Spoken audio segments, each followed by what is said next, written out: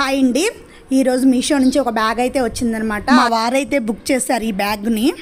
ఈరోజే వచ్చింది. అది ఓపెన్ చేసి అయితే చూసేద్దాం ఏంటి అన్నది. ఇది కాస్ట్ వచ్చేసరికి 280. చూడడానికి కొద్దిగా చిన్నగానే అనిపిస్తుంది బ్యాగు. దేనికి అంటే ల్యాప్టాప్ కోసం.